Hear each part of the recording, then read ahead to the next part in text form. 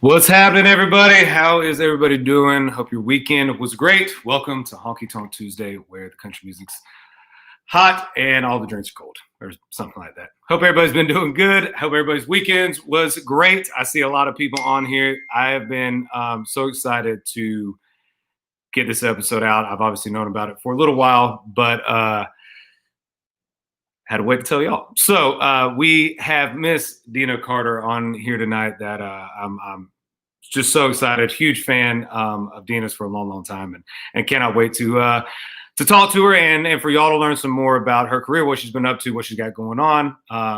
Maybe how much wine, like all of us, she's consumed during quarantine, and what new music, what's been happening, and if you're like me, I did a lot of research and I learned a lot about her songwriting, about her career, her family history in music. The fact that there's a legend in this whole process of the legend of Deana Carter that we all have to thank, thanks to a demo back in the day. But you know what? She can tell that way better than me. So hope everybody's doing good and ready for a great episode of Honky Tonk Tuesday. Hope you get your drinks wherever y'all are at. Also, if you have any questions, make sure to hit us up on here, wherever you're watching us, YouTube, Facebook. And if I see it, I will answer it or send it over to Dan. It's not for me. It's for her. Let's get her on here. Ladies and gentlemen, welcome Miss Deana Carter. What's up? What's up? How are you? I'm good. How are you? I'm good. Trying to stay clean during all this? Oh man, I'm telling you, we had a big storm blow up. So I was sitting outside on this pretty day and it started raining. So if you hear it, that's what it is the rain trickling down. Or if you start feeling tired during all of this, it's the we have a metal roof, and so you can really hear it. It sounds good. It sounds good. How's everything been? How have you been? I've been actually good. I started this whole debacle out where I was going to take this time. Our gigs have canceled, things like that. Like, we're going to work on the house. The house will be totally remodeled by the time we get back to work. Slow. That's not going so good. I'm going to diet and get my six-pack back, because I used to work out all the time and I was ripped. And I just saw them biceps you just flexed on here. You're doing just fine. You're doing just fine.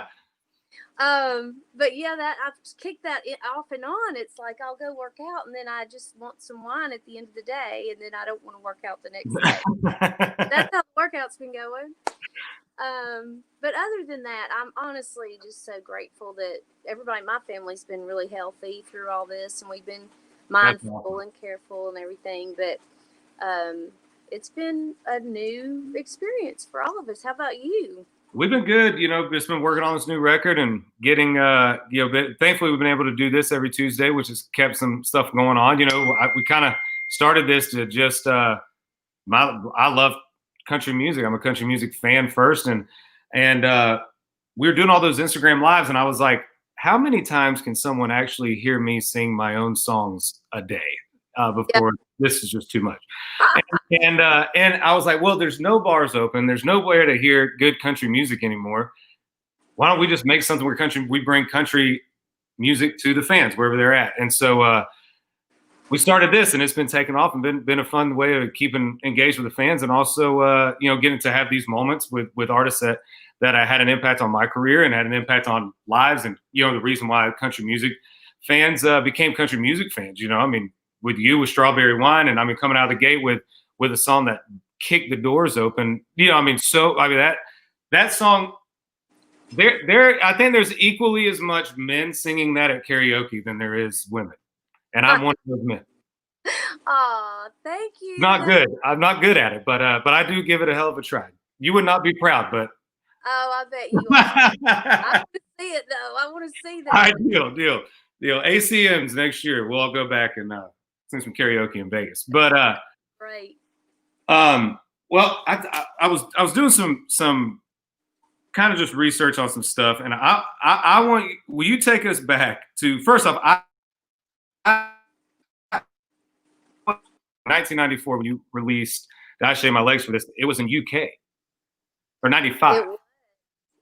It's so funny that not a lot of people know that. So I was on Capitol for a long time before my record came out, And I told, or I asked, I didn't really tell, you don't tell executives anything, but I asked if I could go to Europe first and tour and get my legs under me, because born and raised in Nashville, I know how brutal the industry is, you know. Right.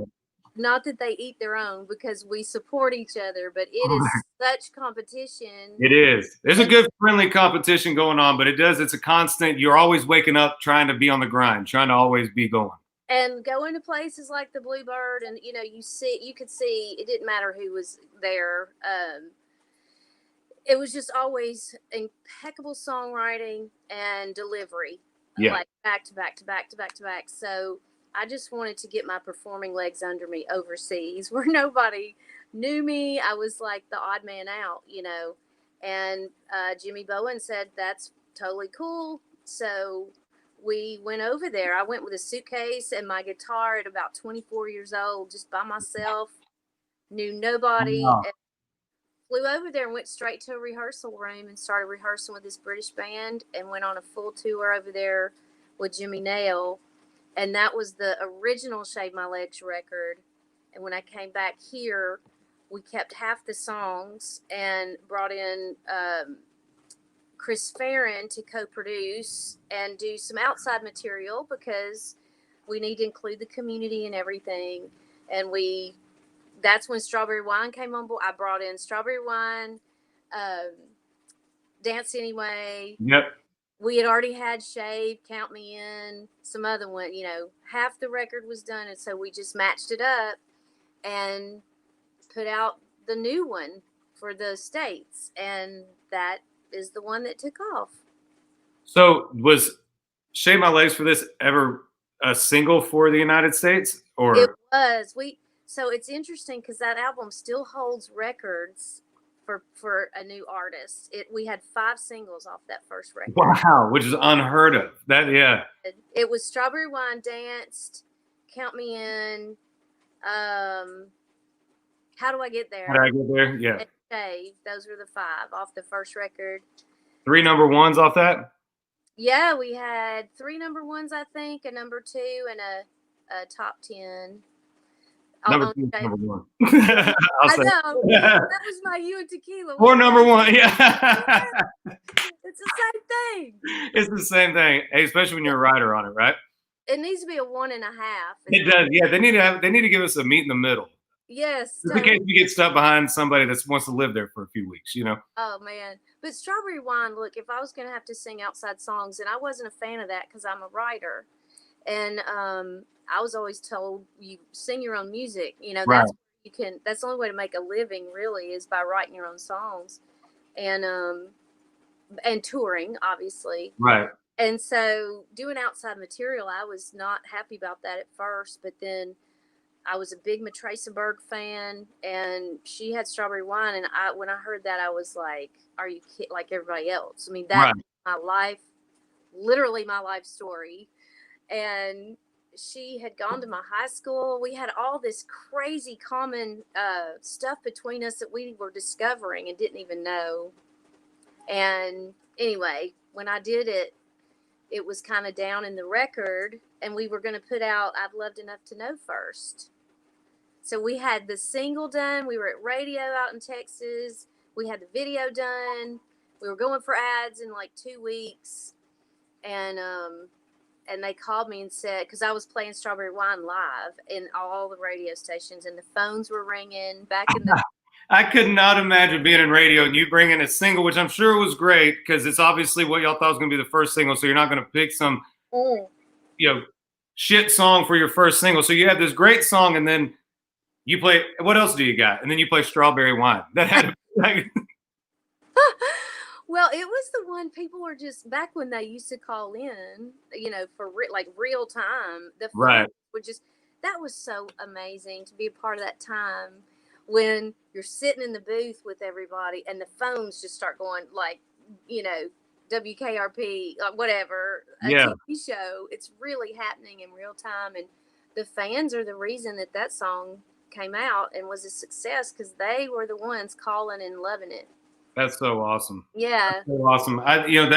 that song, I think, it'll be one of those songs that every artist is looking for, trying to write that song. You come to Nashville to try to have a strawberry wine in your catalog of, of either as an artist or a writer, because it's just one of those songs that I don't care who you are, whether you live there or not, you can somehow tie your life story into that story. Yeah. It's so well written, it's just we're gonna hear it later. I got people already hitting me up on it. It's gonna happen, I promise. We already talked about it.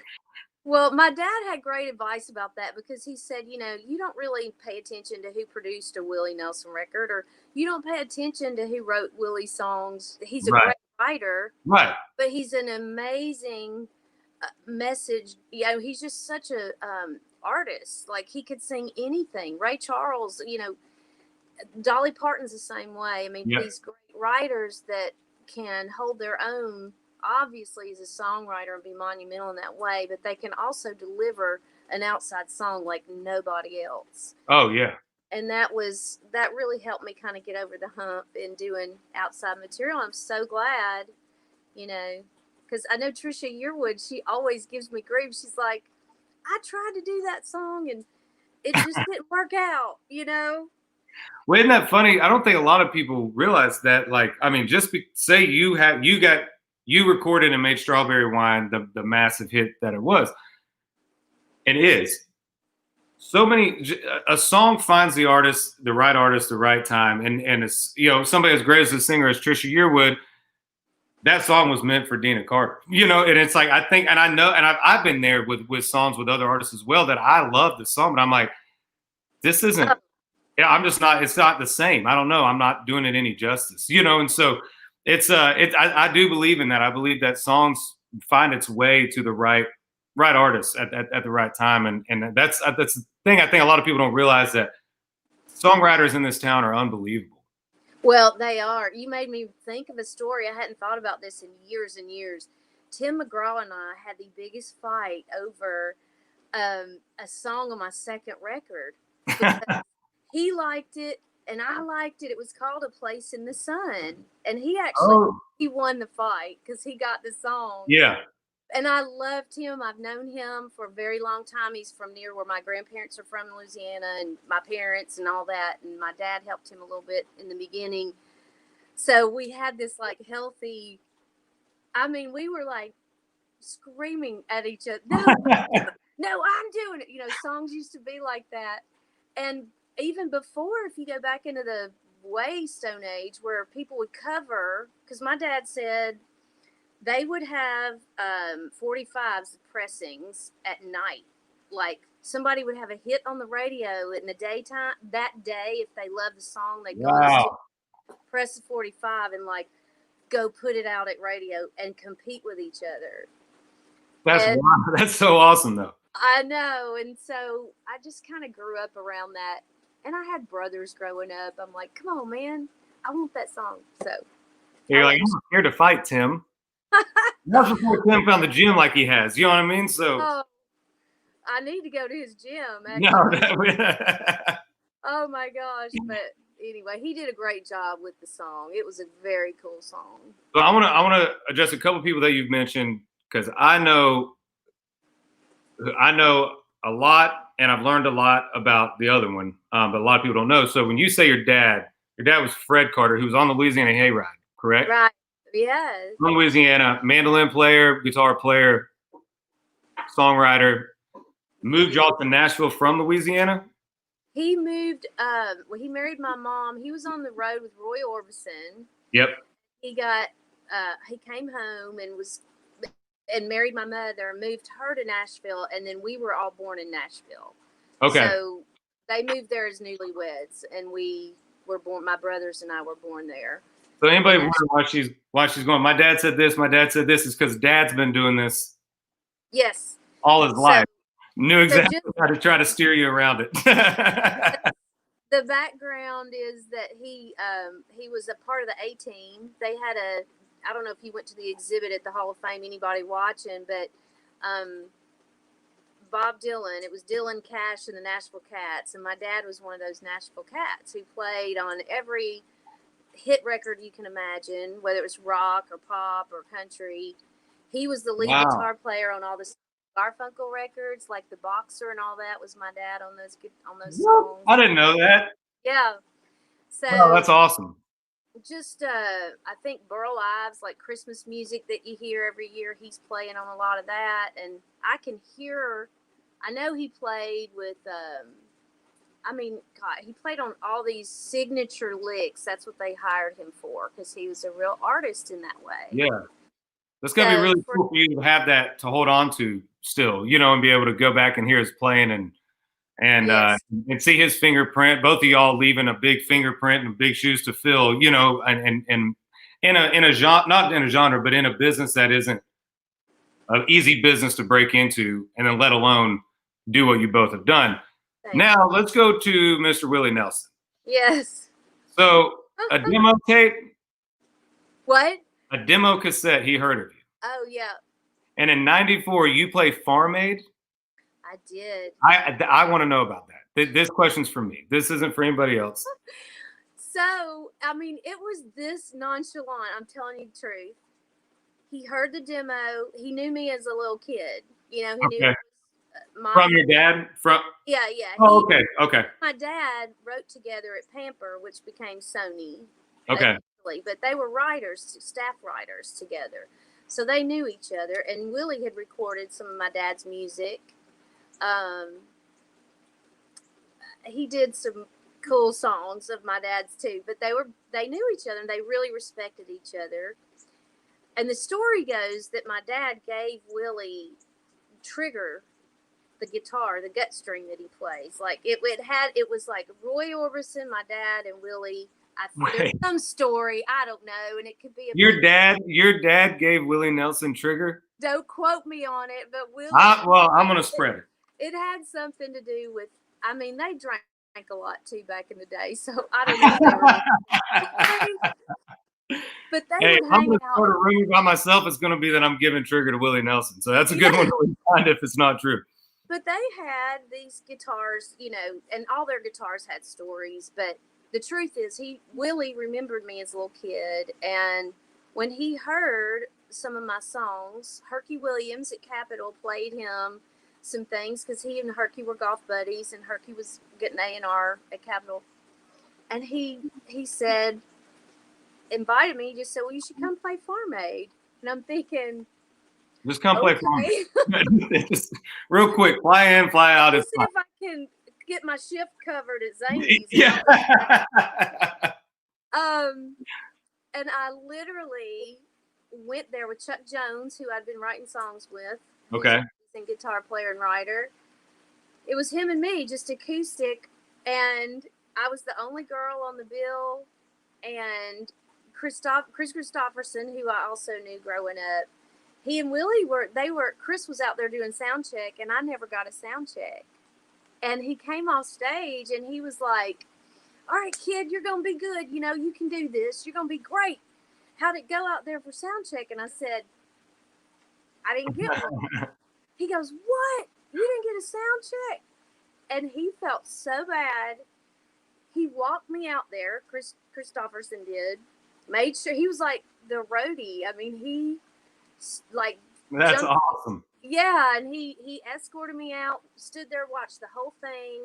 When I got done, he was waiting on the other side, and he walked me off through this whole press junket, and he set me up on this road case, and everybody's wanting to talk to him.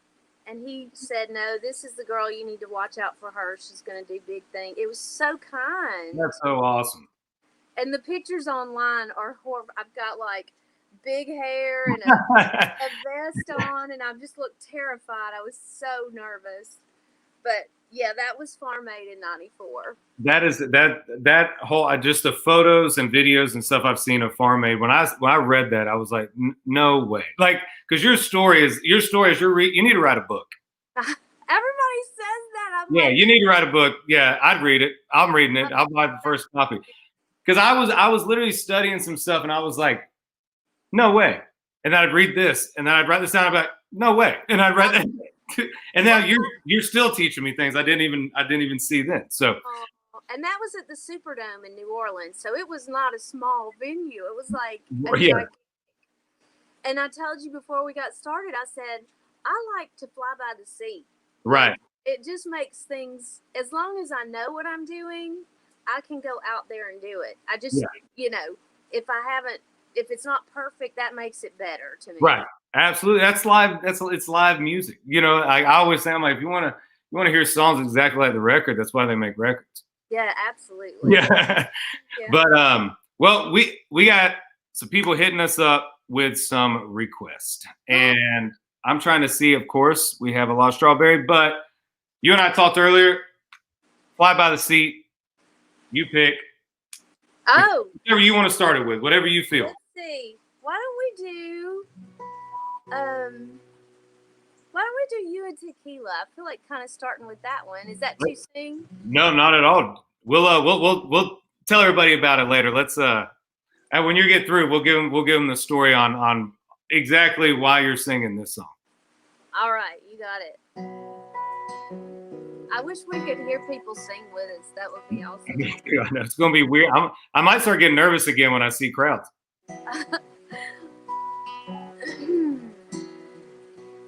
Here I am again, kicking dust in a canyon wind, waiting for that sun to go down.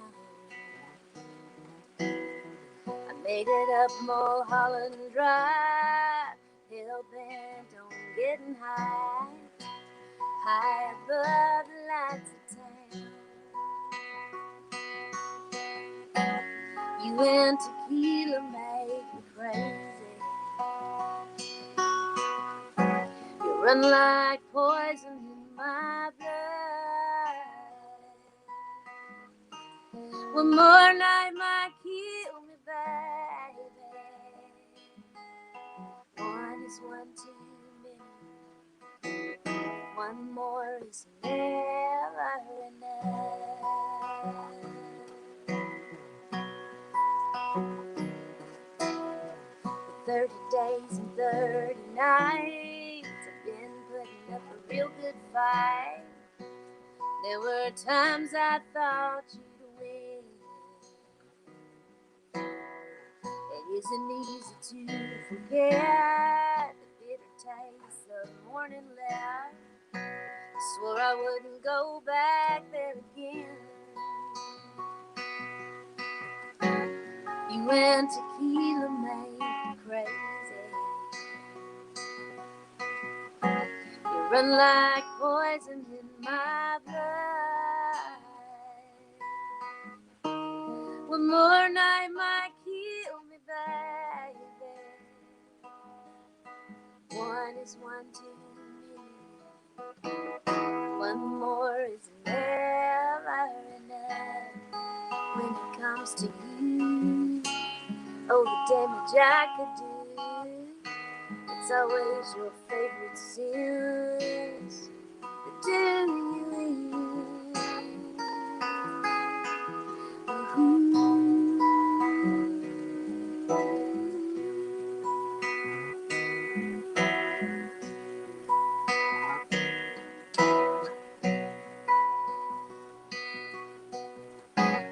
You and Tequila made me crazy.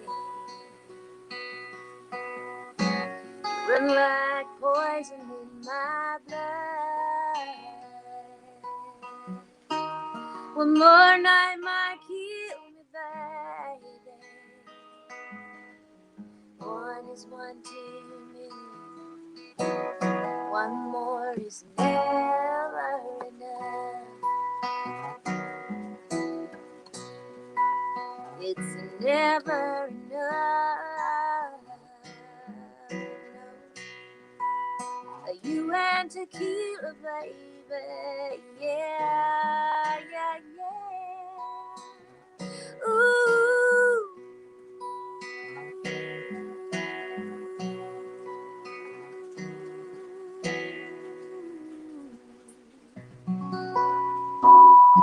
Woo!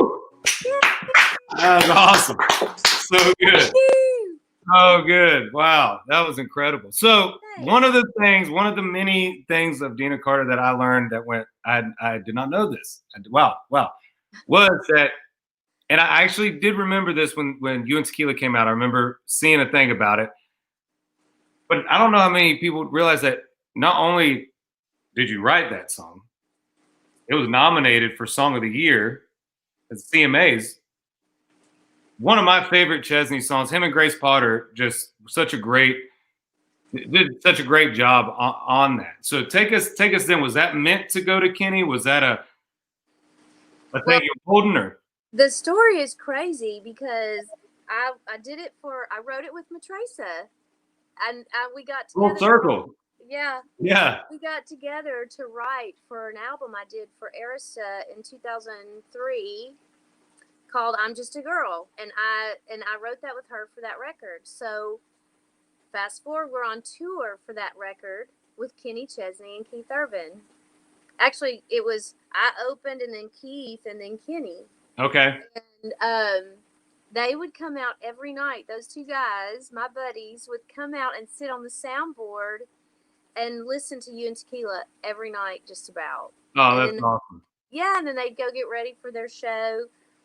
And fast forward down the road, and Matresa did a version of it. She had a male demo done and had pitched it, and I had no clue. No idea. Songwriters in Nashville, everybody's working hard all the time. They're finding it. They're like, hey, just in case, I'm gonna go ahead and get it done over here.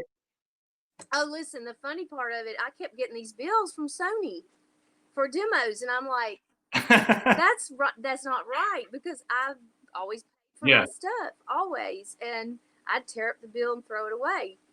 And it kept coming. I'd throw it away. And finally got this like, delinquent, we're going to come and, tie you down and take your wallet. And I called them and I said, what is going on with this bill? Tell me what it is. And they said, it's a demo for You and Tequila that Matresa booked like last year or whatever. I went, oh my God, I had no idea. So I paid the bill. And then Kenny did the song and it was a hit. And I'm like, pay your bills. Pay your bills. Always pay your bills. You never know when Kenny Chesney's going to cut the song and then help you pay that bill. Absolutely. So then we ended up going. It was a Grammy nominated again, and we got to go to the Grammys again, and CMAs, ACMs, all of AMAs, like every award show, and it was just awesome to get. It was a full decade. It was 10 years to the day, like almost, that we got to go back and do all that stuff. Is there any? Have you ever sang that with Kenny? Is there any Kenny Chesney, Deana Carter, You and Tequila footage anywhere? I don't know if there's footage anywhere. I think we did do it. We did it at some little get together, and I can't remember where. But look, I got to meet Grace Potter, and my brother had told me about Grace like 3 years before they cut that song. Yeah. And he was in love with her music and her, and he was just going, oh my God, you got to listen to this girl, Grace Potter.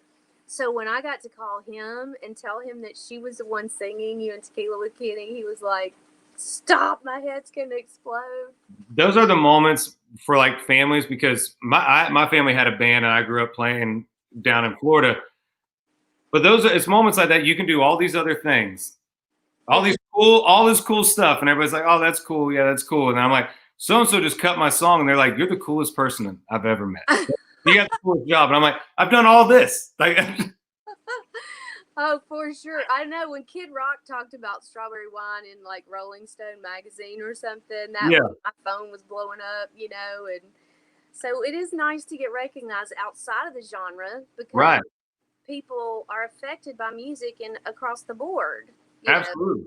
Well, especially, I think with songs like Strawberry Wine, you get those songs, you can't put a genre on that.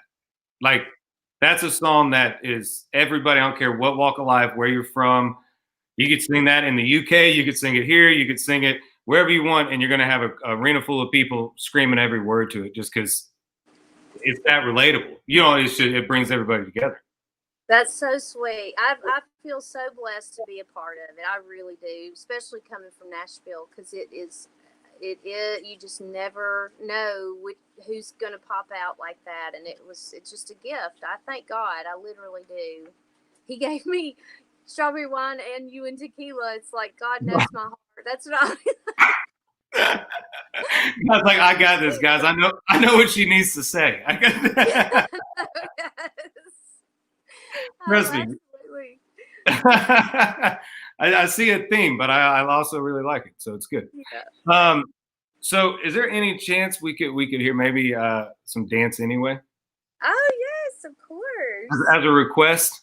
Yes, absolutely. I've been listening to a lot of Deana Carter the last couple days, and it's been so much great music. So your album cut, everything, like single wise, everything's just your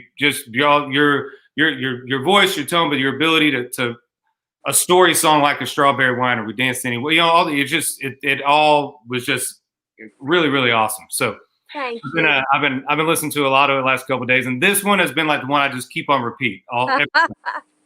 Thank you. We did the video for this in Puerto Rico in San Juan, and we went down. We took a whole crew full of people. It was a big deal back then to be able to do that. You know, we don't get to do that stuff anymore. And so again, we were there for a few days, and it was awesome. It was a great experience. So here you go.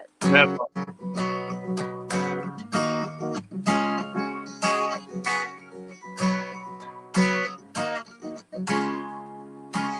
Summer air was heavy and sweet. Even out on a crowded street, there was music everywhere. I can see us there in a happy little foreign town where the stars hung upside down, half a world away, far away. I remember you were laughing. We were so in love. We were so in love, and the band played songs that we had never heard, but we danced anyway. We never understood the words, we just sang. La la la la la la la la la, and we danced anyway.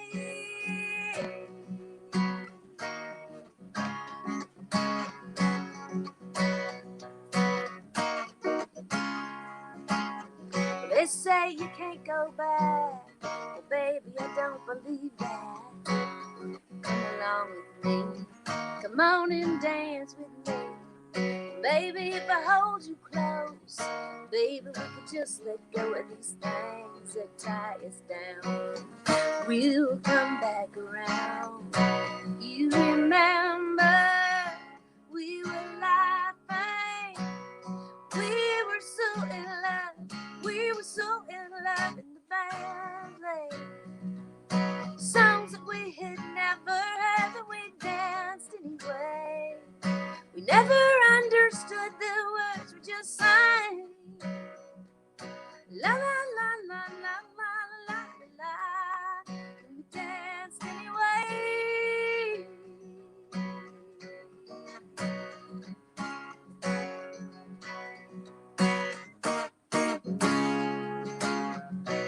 You remember we were laughing. We were so in love. We were so in love, and the band played songs that we had never heard, but we danced anyway. We never understood the words, we just sang. La la la la la la la la la la. Oh, oh.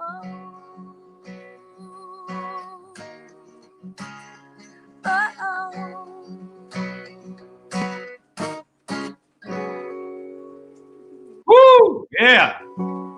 That song was so great. Thank you. That one's so fun to do live. And we get to do like big solos back and forth. It's really fun. Get to shake it up a little bit. Yeah. That's what it's all about. That's what live shows are about. It's being able to just let loose a little bit, throw your arms around some friends, and sing some country songs. And that's what we're all trying to get back to. That's right. I miss it. I do, because I mean, I was like, I know Barbara Mandrell played every instrument. She is a rock star as far as she could play anything, doing cartwheels and back bends, and you know. But I was one of the first ones to like bring a girls rock and roll vibe to country as Right. the live shows go, because I wanted, first of all, I was a rock fan also, and we had already done this record like you said, and so I wanted everybody, I mean, we were kind of known for our shows being a little crazy. You know, I had the pink paisley electric, and Yep. I had all the blow up furniture and day glow and incense and all that. I was the one that started the rugs and all that just in country, because nobody was doing it at the time. And it was a rock and roll show. It was full on, and we had so much fun. So we were able to do these like jams and take the guitar solos extended, you know, and Right. and just make it an experience beyond just what you hear in your car. And that was the main goal for me as an artist. I wanted to have, I'm also a band member and the child of a musician, so I wanted the live show to be rocking. That's really awesome, because I feel like that your class and those artists we were talking about earlier, we were talking about classes. You know, back in the day, for anybody now watching, before we went live, Deana and I were talking about her class, and she said there's this photo, this freshman photo. Is that what it was? It was. They used to call it like the freshman class of '96 or whatever, and that's what we were. And it was me and Trace Atkins and Wade Hayes and Leanne Rhymes, Mila Mason, Anita Cochran was in that. I think Sarah Evans was in that. I think. Wow. Terry Clark. It was a ton. Just A-list class all around. Yeah, that's awesome. Yeah. But I feel like that the 90s really did a great job at making the records, making the music, but then making the show a little different than what you're going to hear on the record, because that's what drove people to that live show. Like you said, like you being one of the first women in country music to go, nah, I'm going to strap on this electric and we're going to turn it up to 11 and we're going to rock out some. And then I'm also going to and be able to take you someplace else than my album's going to take you. And I think that's stuff that like all of us grew up watching and learning, going to concerts, y'all shows, and watching that, going, that's different than the record, because it takes you someplace else, and that's what live music's supposed to do. And I think I think y'all did that the best. I think y'all are the ones that started that in country music, and it wasn't just let's just stand here and sing a song, go on to the next. And I think for you as a female artist doing that broke ground for so many other female artists to go be a little more rock star on stage, maybe, and bend the rules of the country world or whatever that might be a little more, to step out and really become their own artist and who they believe in, and not have to worry about, do I say this, do I do this? So I think that's really cool, and just you know that all of us learn from that, because the records are what we put our heart into. Those live shows, that's where the payoff is, you know. It is. It's like, that is just so special, and thank you for saying that. That's really kind. I mean, you know, another thing that I would never ever do is sing to track. Mm-hmm. I always, and that was unprecedented in Nashville. Like when we did award shows, and it was just part of the deal where I was going to do it live with my band, and that would drive the producers insane because they want you. I mean, for production value, right, it's easier for them, and it's more contained and makes more sense for television to sing to track and to get the show and keep everything. But I was like, I can't do it. I cannot get up there and Milli Vanilli it and like lip sync, and so that was Milli Vanilli it. That's the best. That should be a t-shirt. Don't Milli Vanilli this Monday. Don't Milli. And so that was a big deal. Like, but everybody would let us. Brooks and Dunn at one award show, they turned around to me and they're like, "How do you do that? Like, how do you not have to, because everybody has to do tracks to a point." Right. I said, I just don't do tracks. Just told them no. No, because we're in Nashville. We can do anything musically in Nashville. Come on. Right. Yes. Music City. Exactly. It's in the name. We should be able to do what we feel. I think that's awesome. I think anybody that's watching this as a young artist or whomever, I think that's something really that a lot is being said of that is just sticking to your guns of who you know you are and what you're willing to. I don't know if sacrifice is the right word, but you're willing to compromise. You're willing to compromise because we all have to a little bit when we get the record deal and you do your thing. Of course. At some point, you gotta go, hey, this is still the art. This is why you signed me. This is why Yeah. this is what I'm willing to do. This is what I'm not. And I think you doing that gives a lot of confidence to a lot of people watching this that might want to move to Nashville one day and be on the CMAs or the Grammys, and say and be like, man, I want to. This is what I want to do. I believe in this. I think it's really cool. Well, thank you. And you know what? It allowed all the artists to be. There was room for everybody. Right. When you stick into your guns and being an individual, and like, it was incredible how many people packed the top 40 or the even top 100. Every song sounded different. All the artists you could tell who was who. And that's what helped you root for one another because everybody was unique and you respected each other so much for what you had to bring to the table, And boy, I miss those days because I do think it's gotten a little, but it's just a new time. I mean, I'd probably sing the track now just because we've been doing this kind of stuff for. Oh, you don't need to be singing no track. Everybody's here and you sing live acoustic right now. You're good. Yeah. It's like a new frontier. I would always sing live, but if they had to do a track behind me, I might do it. Just we've been doing home recording now and all this other stuff, that we used to not do, but it's just been a learning curve, and I always hope I learn. I love being a work in progress. So, before we get to everybody, people are already texting. They're already hitting it up. They're blowing it up already. Tammy said we saw Deana back in 1995 when Tim McGraw opened for her in Weedsport, New York. Wow.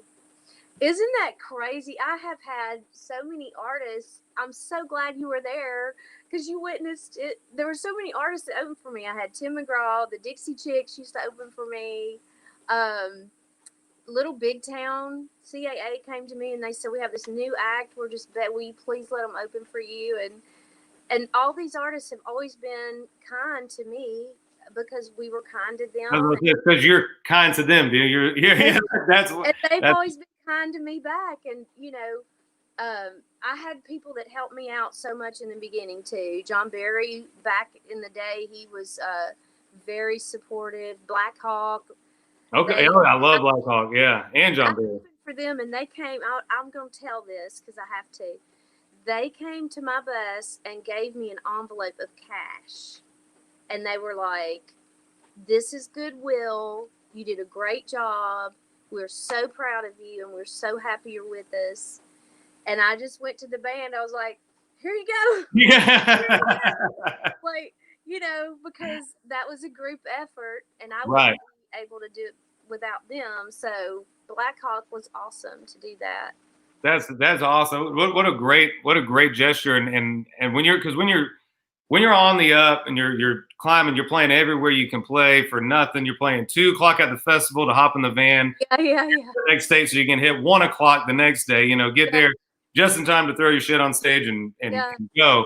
And kind of never really knowing if is there anybody else here even paying attention. And when you do get on those tours or you do those shows, and to have people like Black Hawk or people that are somebody that has you out with them. Go, hey, we've been there too.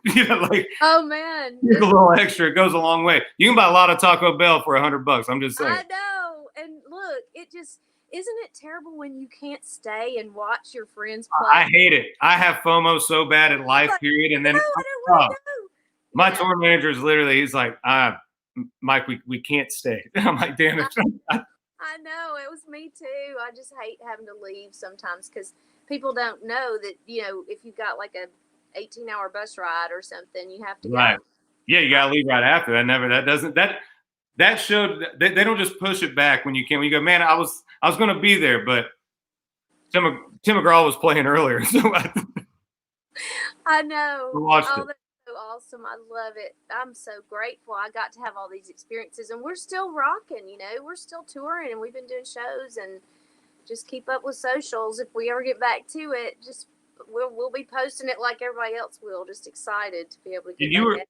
You were telling me that you got a big Grammy board meeting tomorrow and all the stuff that you are doing. You as a Grammy winner and a Grammy nominee. What's it like being on that board, and just kind of tell people kind of what you're doing here? Because I found it very interesting, and I think a lot of people would find it very interesting. And also, we're just all in this crazy time together where we're trying to figure out, when are we going to get back to life? When are we going to get to open? When are we going to be able to, for us, play shows, and the importance of the entertainer, the importance of the song, the importance of the music in the world. Like, that's where people go to escape, and you can't, So, but you're doing something really, really cool with the Grammy board that I would love for you to talk about. Yeah, we're doing, tomorrow is actually District Advocate Day. We have districts for the Grammy board. There's the LA chapter, there's I think 5 chapters for the Grammy board. And I was nominated to be on the board by Daryl Brown, who is a great songwriter, and which was great. But what we're doing tomorrow is advocacy for creators, because a lot of people don't understand that, we have W-2 income and 1099 income. We're all a mixed batch. Like, we may have both. And it's not like you have an employer and you can apply for aid. Like, the government's been helping people and stuff. So it's been in the conversation a lot of aid being helpful and then aid running out. And then so tomorrow I'm getting on with a lot of people, or a few people from the board and some of our congressmen and women, and presenting to them the debacle that we have where creators fall through the cracks. Like, there's a HITS Act is what it's called, and some other things that they're trying to propose when you have mixed income, so that some of these creative people can write off their recording costs, or, something to help us in this time, because we've lost all streams of income a lot, honestly, with right. the streaming and all that stuff. It's gone pretty, and nobody wants to hear musicians complain, and that's not what it's about, because we're very blessed, but our music is also our livelihood. Right. It's like a dairy farmer gives you milk, or, it's right. We provide songs and entertainment, and when that's all taken away, like anybody else's job, it's kind of like we don't have an option. So we're talking to our legislators about that, to help them understand that we need to kind of fix it, actually, and just help everybody, because they need to fix a lot of stuff, and we just want to throw our name in the hat and say, play. So that's it. Well, I see a lot of people commenting and thanking you for being a part of that, and just how Lana wrote fantastic program. So glad you're working on it. They said I'm relying on YouTube right now. Seriously, yeah, it's interesting. So, and hopefully they'll keep our platforms going, because that's our only way to connect. Right. All of us, whether you're in the music business or not, but like my Zoom meetings that I have, or even just with friends, it's like, it's just such a lifeline. So I hope they'll keep our formats hardy and active, and make sure that that's rolling properly too, hopefully. Well, I think that's awesome, and I think it's badass that y'all are on a call tomorrow and making the steps, because that's what it's all about, is making that first step and making awareness, and because it goes in the big bubble. I think a lot of people don't understand the amount of, from crews, bands, bus drivers, to the guy that is counting on us to be there, that's just working security or working the concession stand or whatever it might be. They're all out too, and our entertainment world has been shook, and our personal world of the entertainment world has really been shook to the core, this year, with no signs of not really knowing when. Yeah. So, and that makes me be able to, I can wrap my arms around somebody. Like, we're all experiencing it together. And I think nobody wants a bad experience, but, God does bring good out of all things, I think. And this is something that we can all relate to. We can empathize with each other and try to come together. I see that man that they had on the news forever that had set his life savings for his bar that he had opened, and I don't remember where it was, but he was just sobbing on the news because it was all gone. And Yeah. oh, it just broke my heart. God, I just wanted to wrap my arms around that man. And so we're all feeling it, and we have to have the conversation. We have to talk about that because it's a tough thing. We got to get through this. Like, we even live in the best country on earth. I know. Hello, we got to get through this. What are we doing? Hell yeah, absolutely. Yeah. Well, we need to get through this. Well, you know what I think helps the world? Yep. Strawberry wine. That's what I think would help us get out of this whole pandemic situation. I would love to do that, whatever I can. Awesome. Thank you for what you're doing too, Michael, and for inviting me. It's really sweet. Well, thank you for jumping on. I've had a blast. I know everybody's loving it, and I really thank you for your time, and I appreciate you being on here. And yeah, it's been awesome. I've been really looking forward to this one for a long time. So absolutely, thank you. All right.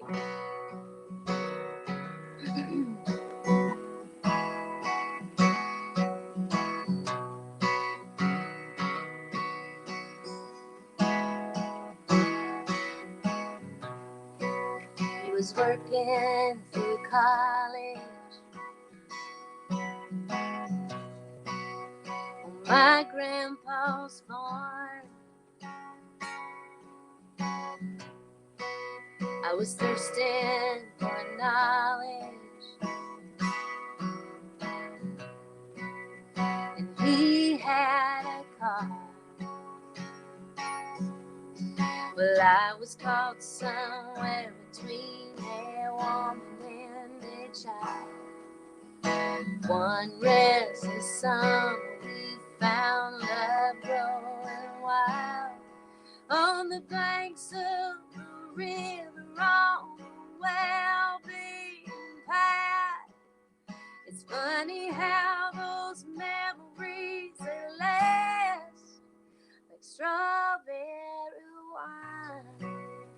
17, the hot July moon saw everything. My first taste of love, so bittersweet, and green on the vine, like strawberry wine.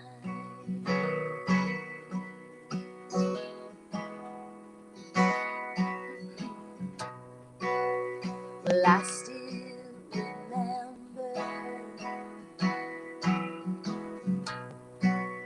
when 40 was old. My biggest fear was September, when we had to go. A few cars and letters and one long distance call. We drifted away like the leaves in the fall. But year after year I come back to this place just to remember the taste of strawberry wine. 17, the hot July moon saw everything. My first taste of love, so bittersweet, green on the vine, like strawberry wine.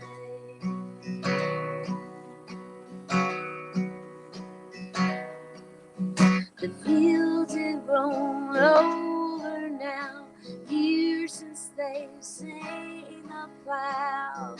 There's nothing time hasn't touched.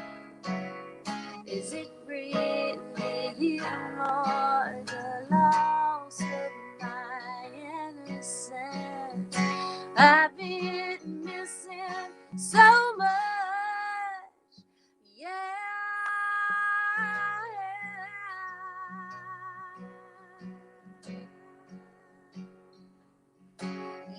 yeah, yeah.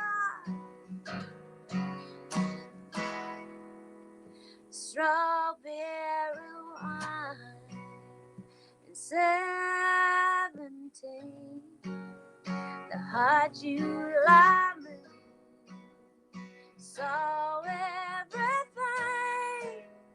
My first taste of love, so bittersweet and green on the vine, like strawberry wine.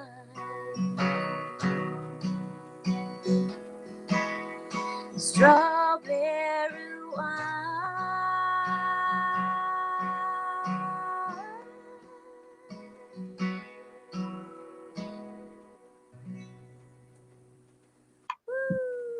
Yes.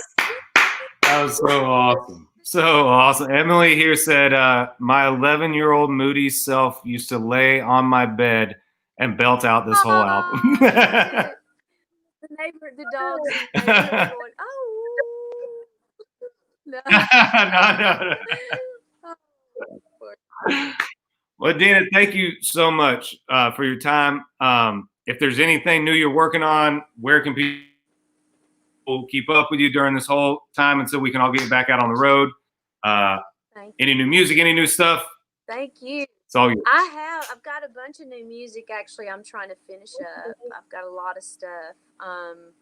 And social media, just look for me at Deana Sings on Twitter, Deana Tunes on Instagram, and on YouTube. I do my Wing It Wednesdays tomorrow night. And what time? 6 o'clock Central. All right, there you go. On Fridays, I have a TGI episode. We do a little devotion time and just look at our crazy world through scripture. Oh, that's awesome. It's cool. We do that every Friday. So lots going on. And I appreciate you having me. Oh, Thank I did a movie. I wanted to say this.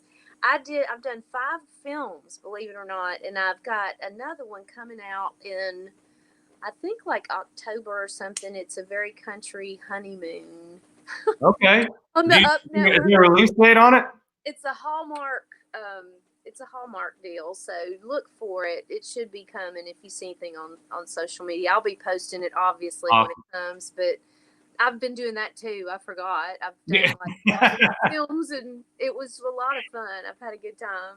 That's awesome. Well, we'll keep a lookout for it, and thank you so much again for being on here with me. I appreciate it. Thank you so much. Michael, y'all be safe, and I hope to see you guys soon. So you too. Thank you so much, everybody. Thanks. See ya. Bye. All right, guys. Thank y'all so much for tuning in and hanging out with us. We got another episode coming up next week. Y'all stay tuned to see who we got. One more time for Deana Carter for showing up and just completely not only just blowing our mind musically, but with her family history and music and all the stuff that we all learned today. Her as a songwriter, as a musician, as an actress, new music, so much more behind the songs, which is why I wanted this whole what I wanted this whole thing to be. So thank y'all for tuning in every week. I love you guys. Love one another. Be safe, and I will see you next Tuesday.